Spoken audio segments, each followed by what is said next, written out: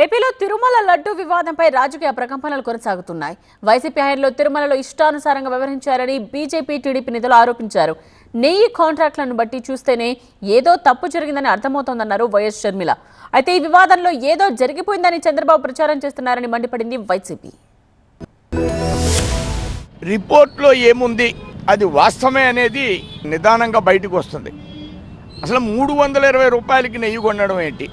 లడ్డూలు తయారు చేసేటువంటి అంశంలో ఒక క్వాలిటీ అయినటువంటి పదార్థాలను కొనే విషయంలో గత ప్రభుత్వం ఘోరంగా వైఫల్యం చెందింది.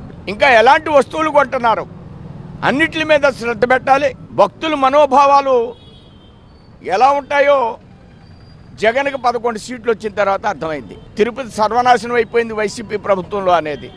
ఆ మనోభావమే 11 సీట్లు.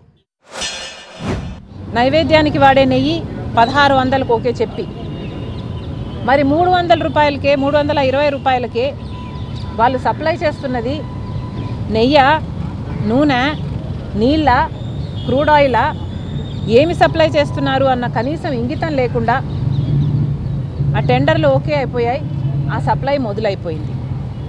దాంట్లోనే అర్థమైపోతుంది ఏదో తప్పు జరిగింది అని.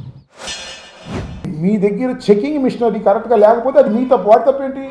నువ్వు చెకింగ్ మిషనరీ చేసావు కదా. వాళ్ళ టీటీడీ బోర్డు చెకింగ్ మిషనరీ అనేది పర్ఫెక్ట్గా ఉంటే అన్నీ అవుతాయి. ఎందుకు పెట్టారు? చెకింగ్ మిషనరీ వచ్చి తీసేసుకోవచ్చు కదా. 1000 రూపాయలు ఇస్తే మంచి చేస్తాను గ్యారంటీ ఉందా? 300 చిల్లరకు రాదు. 1000 రూపాయలు ఇస్తే గ్యారంటీ ఉందా? వ్యాపారస్తుడు ఎక్కడ లాభం దొరికితే అక్కడ చేయాలని అనుకుంటాడు. ఇది ధర్మం, వాడి ధర్మం అది. మనమేంటి పర్ఫెక్ట్గా చెక్ చేసుకుని ప్యూర్ ఆవు ఘీని మనం వాడాలి. అది నీ బాధ్యత, వాడి బాధ్యత కాదుగా. వాడు బాధ్యత తప్పానుకో సస్పెండ్ చేయవండి, పెనాల్టీస్ అయ్యి.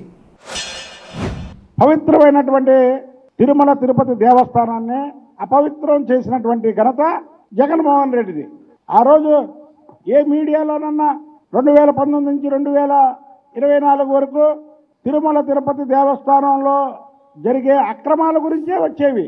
మీరా మాట్లాడేది?